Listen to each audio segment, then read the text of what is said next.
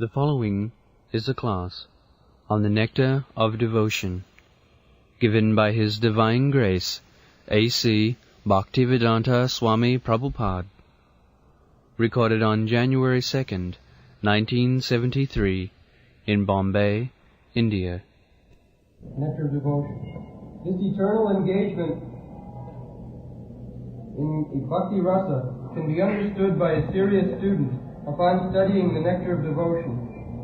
Adoption of Bhakti Rasa or Krishna consciousness will immediately bring one to an auspicious life, free from anxieties, and will bless one with transcendental existence, thus minimizing the value of liberation. Bhakti Rasa itself is sufficient to produce a feeling of liberation because it attracts the attention of the Supreme Lord, Krishna. Generally, neophyte devotees are anxious to see Krishna or God, but God cannot be seen or known by our present materially blunt senses. The process of devotional service, as it is recommended in the Nectar of Devotion, will gradually elevate one from the material condition of life to the spiritual status, wherein the devotee becomes purified of all designations. Yes. The process of seeing God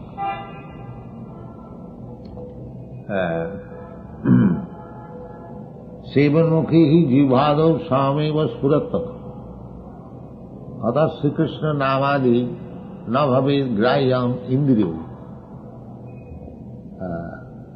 Just like a person suffering from some disease, his eyesight is blocked.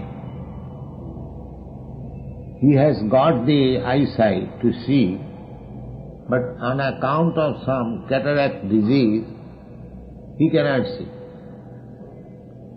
Similarly, God is there, and I can see Him also. But the cataract of illusion is covering via media between God and me. Therefore, in the Brahma Samhita it is said, Premanjana churita bhakti vilochanena shanta sadaiva hridayeshu vilokanti jam shama sundaram achinta gunasarupam govindamadi purusham tamaham bhajami. That treatment is to invoke your dormant love for God. That is the treatment. We have got love for God. We want to love somebody, either man or woman, even animals. You will find between the two dogs there is love. They are jumping over one another, playing very nicely. Sometimes the mother dog is pretending to bite the calf, but actually it is not biting. So this loving propensity is there, living entity, everywhere. It doesn't matter whether it is man or animal. The love is there. But at the present moment, it is being pervertedly reflected. Just like love between Krishna and Mother Jashoda, that love is reflected here also between the mother and the child, the same love. Because unless there is love in the absolute, there cannot be any exhibition of love in the relative world. The Vedanta Sutra says, Janmardasya jataha, everything is emanating from the Absolute. So there is love. Just like Radha Krishna, love. Kishore Kishori, young Krishna, young Radharani. This love is pervertedly reflected in this material world, which is in the name of love, but it is lust. Therefore it is called perverted influence. Lust because a young boy, a young girl mix together, they love together, but a slight disagreement, they separate. Why? Because that is not love, that is lust. The lust is going on in the name of love, but the reflection is from there. Therefore it is called Maya. The same love between father and mother, father and son, Vatsalya ras, Madhurya ras, Sakha ras, friendship. Here we have got friends, but a slight disagreement, we separate. Master and servant, Dasya ras. A servant is very faithful, so long you pay. As soon as you stop payment, no more service, finished. Therefore, it is to be understood that the love with Krishna in the platform of Madhurya ras, Vatsalya ras, Sakha ras, Dasya ras, Shanta ras, that is the real platform in the spiritual world. And because the love affairs are there in the absolute, that is reflected in this relative world, and here is also the same love is there, but it is not very palatable. It is not without any fault. There are so many faults. The real love can be reciprocated with Krishna. In the material world, there cannot be any real love. Therefore, the real love cannot be appreciated with our these material senses. Whatever we appreciate or experience by the material senses, that is not love, that is lust. Motive, there is a motive. One is friend of another person, very intimate friends, that both of them have got some motive. As soon as the motive is frustrated, they separate. These things we find, even husband and wife, as soon as the sense gratification is disturbed, immediately there is divorce between husband and wife.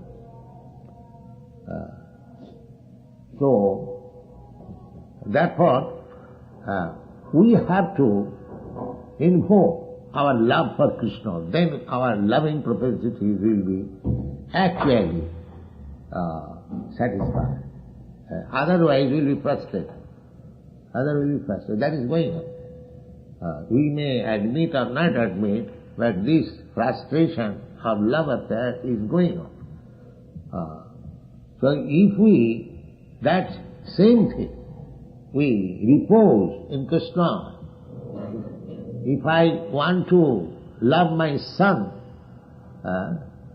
if I accept Krishna as my son, just like Yashoda Mai accepted, Krishna is the Supreme Personality of Godhead, but by devotional service, he agrees to become a son. Just like Yashoda Mai and Nanda Maharaj, in their previous lives, they underwent severe austerities, and their aim was that we shall have a son like God, like Krishna. So, after their performance of austerities for many thousands of years, when Krishna appeared before them, what benediction you want?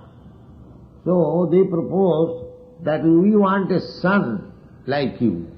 Then we enter into family life, otherwise not.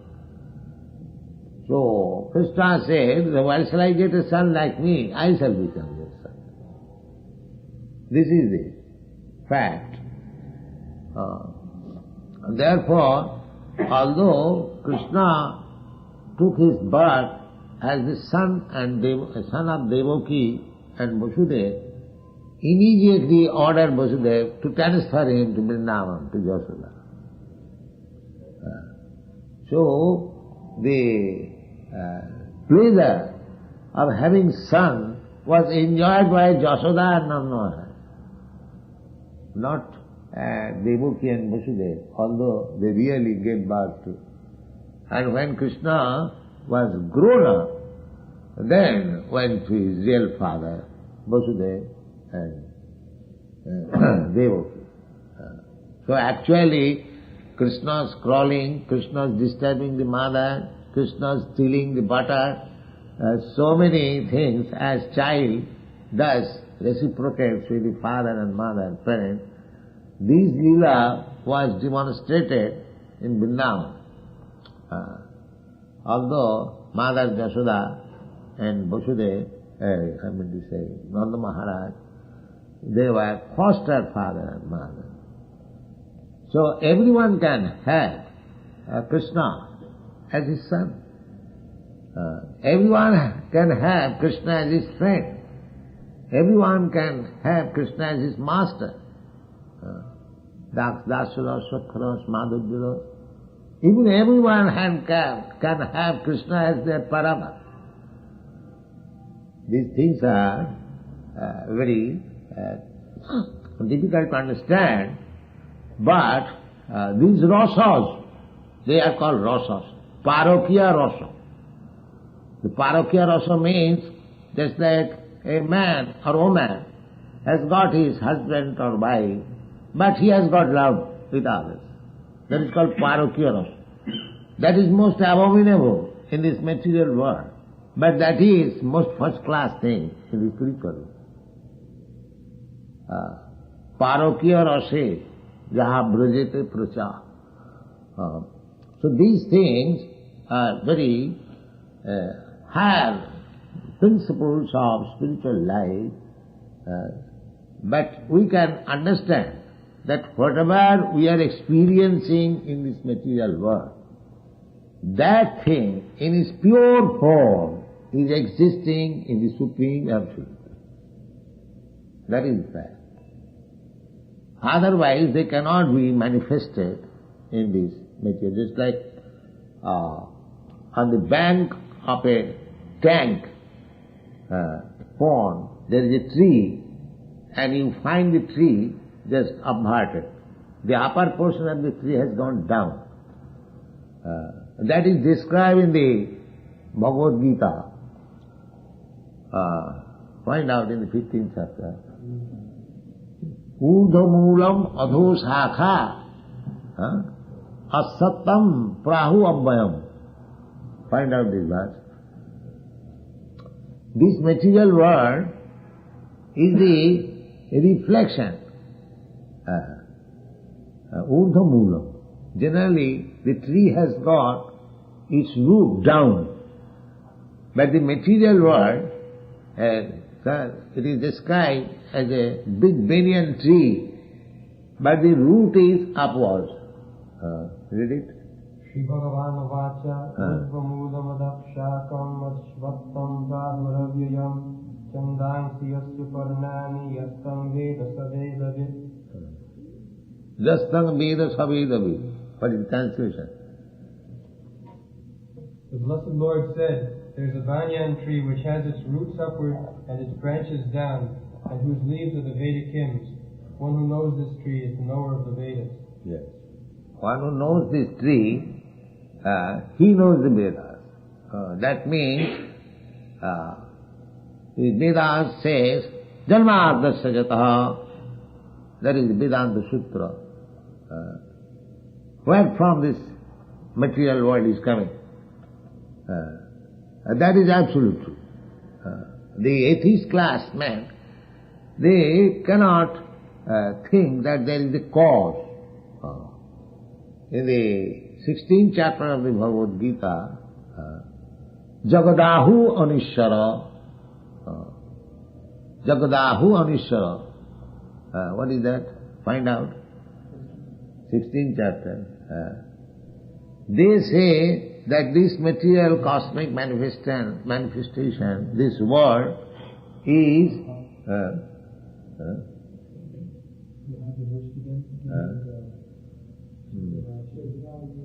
no, that is the last one. You find out 16th chapter. No, in the beginning.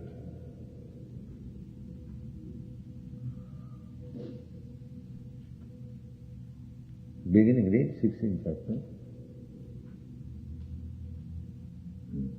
Abhayam sattva samshuddhir jnana yoga vyavastiti dhanam damascha yajnascha svadhyaya tapa ajavam ahimsa satyam akrodas tyagat shanti rapaishunam daya bhute phololuptvam madhavam virchapalam tejas Shama Titikshocam Adroho Natimanita Bhavanti Sampadam Daivim Abhijatasya Bharata. Daivim, these are Daivi Sampa, spiritual qualification. And what is the material qualification? Next. Dambho Dambho Vimanoscha Krodha Payushyamevacha Ajnanam Chadi Asurim. These are the Asurim qualities. Read the translation. Arrogance, pride, anger, conceit, harshness, and ignorance. These qualities belong to those of demoniac nature. Yes, the first one, the most important thing is ignorance. They do not know actually things as they are, but still they become a leader. Andha jathan bhirupo niyama. Then what is their other qualities? Go on. Daivi sampad vimokshaya nibandha daya surimata mashicha sampadam daivim abhijato sipandava. Daivi sampad, if you acquire Daivi sampad, then you become liberated from this material bondage. But if you acquire the Asuric sampad, then you become entangled. Go on, let's. Dvau bhuta sargo lokesmin daiva asura evacha daivo vistarasha prokta asuram bhatamekshram. Now Krishna says that there are two kinds of men, two classes of men. One class, daiva, or demigods, and the other class, asura. So I have spoken many things about the daivas. Now I shall speak about the symptoms of the asuras. What is the asura? Pravrittim cha nivrittim cha janana vidurasura na shocham na pichacharo na satyam teshu vidyate. Now describe this. Those who are demoniac do not know what is to be done and what is not to be done. That is the first qualification of the demons. They do not know what is right doing and what is wrong doing. Suppose we restrict anyone who comes to our camp to become our student, we restrict that you should not do this or you should do this. Anywhere, if you go to a physician, he will say also that you shall do these, some do's and some do nots. So, the asuras, they do not know, because they have no direction. They do not know what are the do's and what are the do-nots. This is the first qualification of the asura. They do not know, because they do not like to take lesson from superior. They manufacture their own lesson. Then? Na shocham, na pichacharo, na satyam teshu vidyate. Now, then? Asatyam apatish. This is the asatyam. This is the first time. Asatyam. Apatishkante. Jagadahur. This is the first proposition. There is zero, asatyam.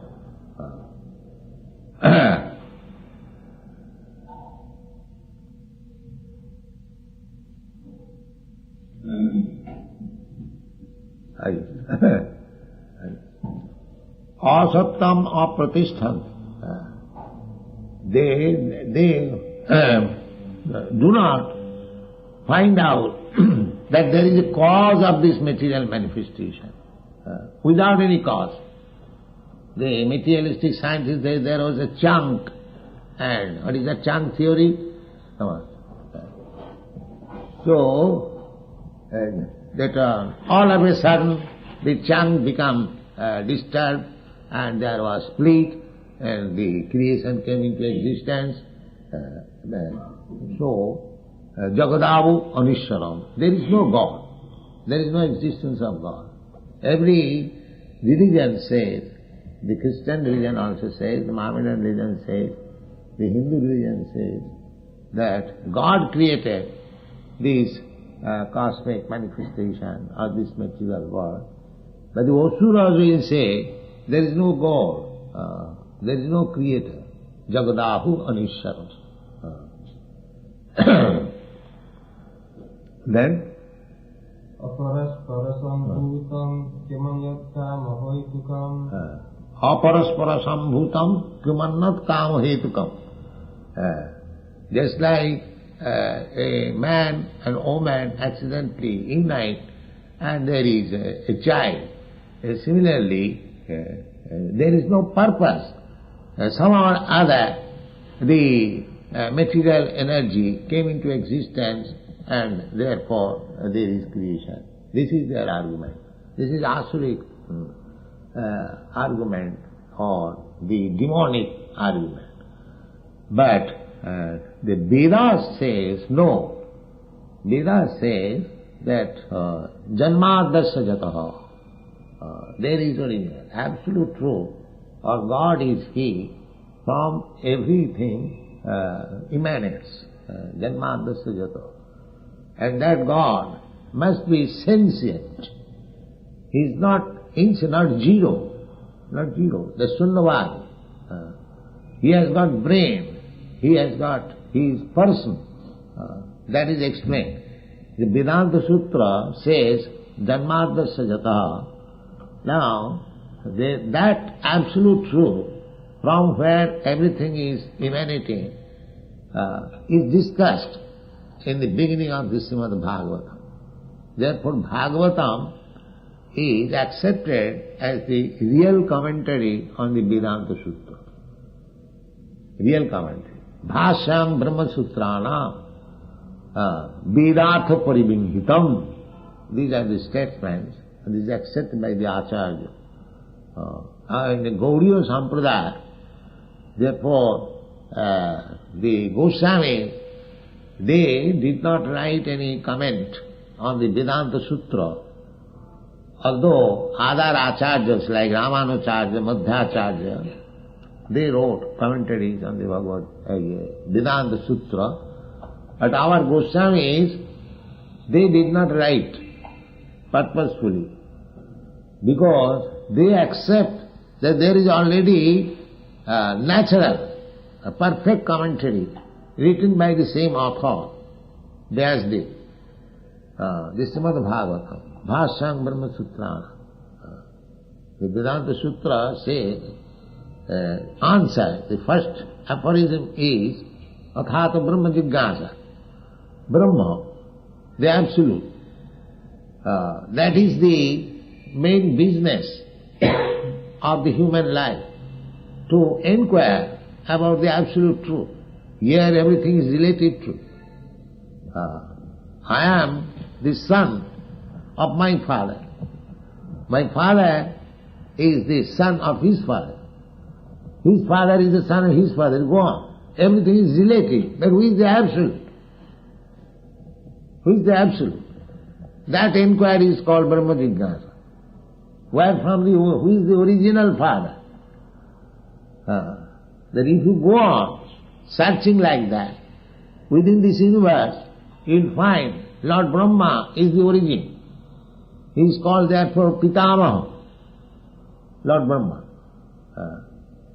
But if you still inquire further, who is the father of Brahma? Then you come to Garbhodak Sai Vishnu, From the Bhagavad Vishnu, from his abdomen, there sprouted a lotus flower, and the lotus flower, Brahma was born. Therefore Brahma's another name is Swayambhu. He did not come out through the womb of his mother. Although the mother was present. Garbhodak Sai Vishnu, you had seen the picture. Lakshmi ji is massaging the lotus feet of Vishnu, and Brahma is sprouted from the abdomen. So, this is called omnipotency. Generally, we have got idea that a child is born from the yoni. But here, Krishna gives birth to a child without the help of his wife and from his abdomen. This is called omnipotence. We say God is omnipotent, but how God is omnipotent, we do not know practically. Here is omnipotence. That is explained in the Brahma Samhita. Angani jassa sakalendriya vittimanti pashyanti pahanti kalayanti chirang jaganti ananda chinmaya sadhu jala vigrahasya govindamadi purusantamaham. Krishna, he can act anything with any limb part of his body. Krishna can eat with his eyes, and Krishna can hear with his eyes. Krishna can cut by touching. These are there in the Shastra. Just like Krishna when entered Mathura, he asked the washerman of Kansa to deliver some cloth, but he refused. The Krishna immediately cut off his head with his hand without any ostro. So that is omnipotence. Angani jasya sakalendriya vittimanti pashyanti panti kalayanti. Just like we offered prasadam, we offered foodstuff to Krishna. Atheist class will say that we have offered Krishna this foodstuff, but he has not eaten. It is there, still lying. No, he does not see. He does not know that Krishna can eat simply by his glance, by seeing. He eats because he says in the Bhagavad Gita that patram puspam phalam toyam jumi bhaktya prajachati tadaham asnami. Is he speaking lies? No, he eats. But we do not know his eating process. We compare Krishna as ourselves. If one plate is given to me, I immediately devour the whole thing. But Krishna, he is complete. He can eat the complete, still it remains complete. Purnasya purnamadaya purnameva avasishyate. So in this way, we have to understand Krishna. From the Shastra, from the Vedas, then we shall understand Krishna. And once we understand Krishna, our life is settled. Janma karma me dibbam yu janati tattva. Anyone who understands Krishna in truth, his life is perfect. Tattati hang punarjanma naiti. The perfection of life is that after giving up this body, we shall not accept any more material body. That is perfection. The people do not know that. They think, people, the Kurmis, they think that if we get a nice body in the heavenly planet, that is perfection. Sargalok. And the Gyanis, they think that I am not this body, I am spirit soul, but somehow or other, if we finish my body and merge into the Brahma effulgence, that is perfection. The yogis, they think that we may keep this body, but with this body, if we can play some jugglery, magic, that is perfection. Sometimes we see somebody plays some jugglery magic, little magic, not very nice magic. One cannot show greater magic than Krishna. Because Krishna, when he was 7 years old, he lifted the Govardhan hill with his little finger. So who can show this magic? There are so many imitation gods, but if I ask him that you just lift this 100 kilo burden with your finger, it will be very difficult for him. You see? So this kind of magic or this kind of perfection, the devotees do not want. The devotees, they say, just like Chaitanya Mahaprabhu is teaching us,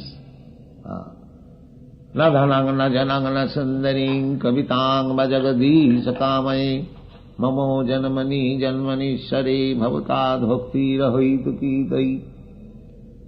This is devotee. Therefore devotee is called akama. They have no demand. They are satisfied in any condition of life.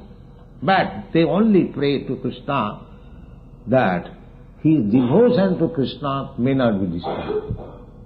May not be disturbed. He doesn't want anything in exchange of his devotional service. That is pure devotion. Anna vilasita sunnam jnana karma lanamritam.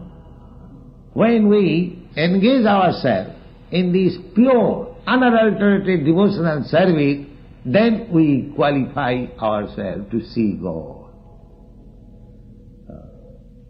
So long we are not pure devotees. That is explained in the Bhagavad Gita. Bhaktya mam abhijanam javana jasyami tattva.